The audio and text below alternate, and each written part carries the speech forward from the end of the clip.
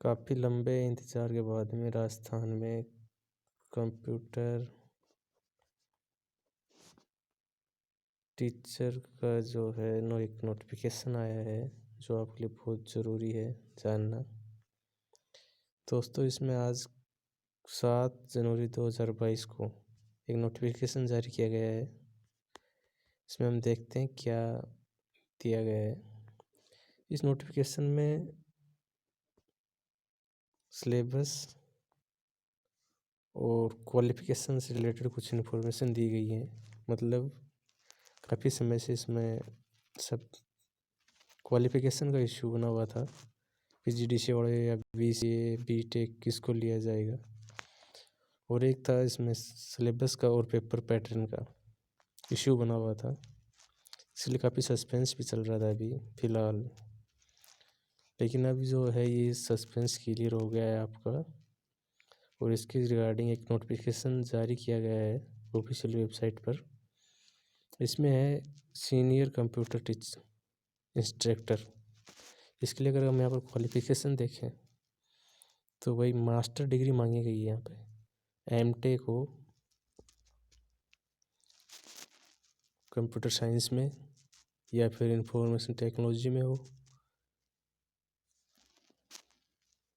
जैसे वह, या फिर इलेक्ट्रॉनिक्स कम्युनिकेशन इंजीनियरिंग में हो, इलेक्ट्रिकल इंजीनियरिंग इलेक्ट्रॉनिक्स इंजीनियरिंग में हो। तो यहाँ पर जो है सीनियर कंप्यूटर टीचर के लिए एमटेक की नेसेसरी रिक्वायरमेंट है। और यहाँ पर एक चीज़ और देखें हम तो हमारे पास दिया है minimum 5 year experience on the post maintain in column 6। तो यहाँ पर एक एक्सपीरियंस का इशू सीनियर कंप्यूटर टीचर के लिए है। देखते हैं और डिटेल देखते हैं। इसमें काफ़ी समय बाद नोटिफिकेशन आया है, ये भी बहुत अच्छी बात है कि इसके रिगार्डिंग कोई इन्फॉर्मेशन आई है। अब बात करें यहाँ पर क्वालिफिकेशन में, देख रहा एमएससी कंप्यूटर साइंस भी अलाउड है और एमसीए भी अलाउड है। इसके रिगार्डिंग अगर कोई और दूसरी डिग्री है जो एमटेक या एमएससी या मास्टर डिग्री कंप्यूटर के इक्वल है तो वो भी अलाउ किया जाएगा। अब बात करें अगर हम यहाँ पर बेसिक कंप्यूटर इंस्ट्रक्टर, अब जिस स्टूडेंट के पास में मास्टर डिग्री नहीं है तो उसके लिए यहाँ पर है बेसिक कंप्यूटर इंस्ट्रक्टर की वैकेंसी। इसके लिए सिंपली हमारे पास ग्रेजुएट प्लस पीजीडीसीए, ये एक इश्यू था पीजीडीसीए का जो अभी शायद क्लियर हो गया। और बैचलर डिग्री बीटेक हो या फिर कंप्यूटर साइंस में इंफॉर्मेशन टेक्नोलॉजी आईटी का हो, इलेक्ट्रॉनिक्स एंड कम्युनिकेशन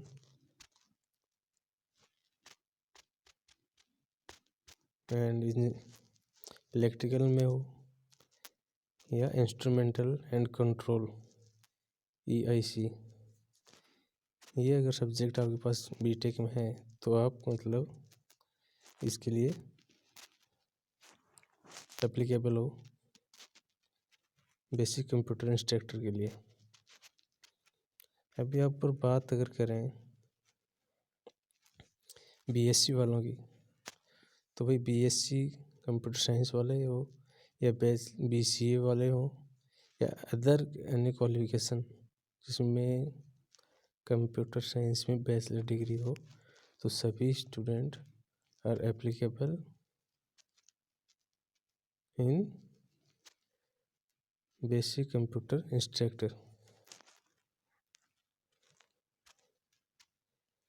अब बात करते हैं हम यहाँ पर सिलेबस। सबसे मेन चीज़ है जो सिलेबस है, सिलेबस में देखते हैं पेपर फर्स्ट पार्ट और सेकंड पार्ट का क्या क्या रखा गया है। तो दोस्तों यहाँ पर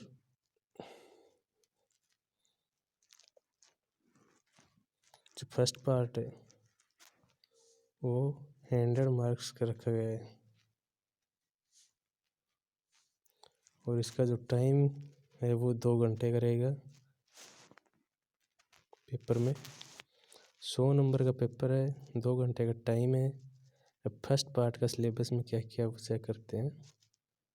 art and culture, history, geography, general science, current affair of Rajasthan, main part ये। सेकंड चीज़ यहाँ पर है reasoning, decision making, problem solving, general ability, basic numerical, data interpretation. जो फर्स्ट पार्ट है जिसमें अगर हम सीधे से भाषा में कहें तो इसको जनरल नॉलेज, राजस्थान जीके का, करंट अफेयर, रीजनिंग, मैथ, इसका फर्स्ट पार्ट में शामिल है। जो 100 नंबर का है, 2 घंटे का पेपर रहेगा। और यहाँ पर सबसे इम्पोर्टेंट बात है जो वो है नेगेटिव मार्किंग। नेगेटिव मार्किंग का देखते हैं क्या रेशियो यहाँ पर। Negative marking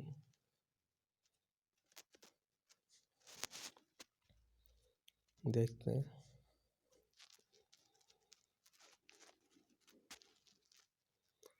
negative marking shall be applicable in the event of answer और रॉन्ग आंसर। मतलब नेगेटिव मार्किंग तो यहाँ पर रहेगी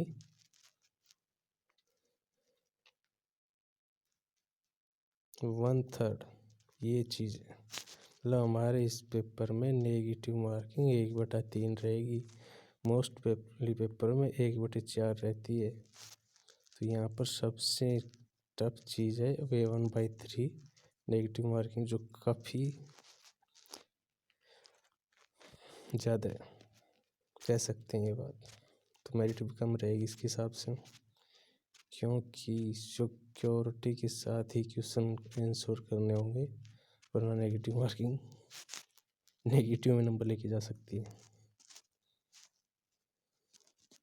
ये तो रही बात फर्स्ट पार्ट की, पेपर फर्स्ट की, जो जनरल एबिलिटी, रीजनिंग, जीके का है।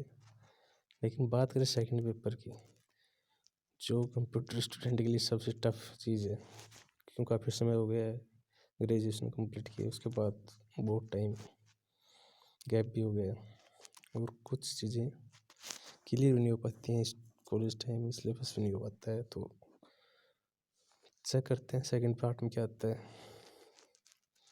तो यहाँ पे सेकंड पार्ट में पेपर तो है 100 नंबर का और टाइम भी 2 आवर्स का है। ओके, अब सिलेबस चेक करें। सिलेबस में अब बहुत इंटरेस्टिंग चीज़ इसमें ये है कि दोनों पेपर में जनरल कैटेगरी को मिनिमम 40% मार्क्स पास मार्किंग होती है। राजस्थान के मोस्टली जो एग्ज़ाम होते हैं वहाँ पर। अब सब्जेक्ट में तो 40% के लिए काफ़ी टेंशन होती है, लेकिन यहाँ पर 2 चीज़ें बहुत अच्छी जोड़ दी गई है इसमें। नंबर 1 है पेडालॉजी, सेकंड पार्ट में मान के चलो अब मिनिमम 10 नंबर की भी है। मेंटल एबिलिटी, रीजनिंग, वही कम से कम मान के लो 10 नंबर की भी है।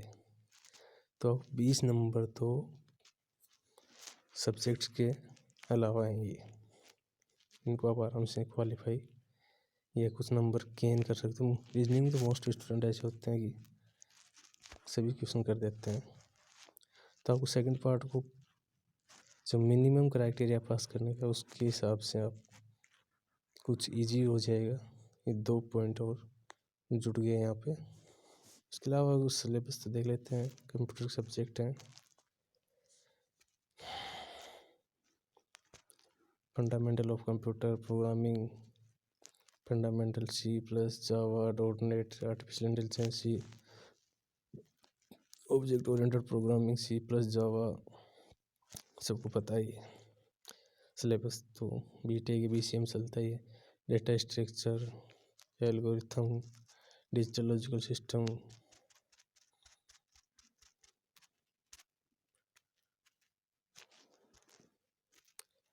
अगर बात करें हम यहाँ पर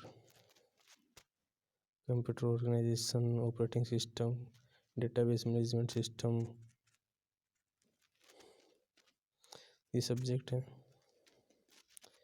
software engineering, data and computer network, network security, basic of communication, ये भी सब्जेक्ट का पार्ट है। आपने इंजीनियरिंग, BCA, BTech सब जगह पढ़े हुए हैं। And web development. तो ये था आपका सिलेबस। और जो दोनों पेपर हैं, सीनियर टीचर का और बेसिक कंप्यूटर टीचर का, लगभग सिलेबस इसी तरीके से है।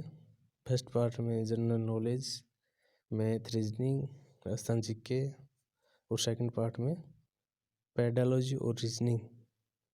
कम से कम 10-10 नंबर की होगी, तो 20 नंबर के बेनिफिट भी होगा यहाँ पे। ये ईजिली ये थोड़ी मेहनत करके आप इनको गेन कर सकते हैं, प्लस आपको सब्जेक्ट में पास होने के लिए थोड़ा आसान हो जाएगा। ओके, ये इन्फॉर्मेशन थी कंप्यूटर टीचरों के लिए। Most welcome. तैयारी शुरू कर दो, जल्दी ही वैकेंसी का नोटिफिकेशन आ जाएगा और चैनल पर हर तरह की जानकारी मिलेंगी आपको। सब्सक्राइब कर लेना। धन्यवाद।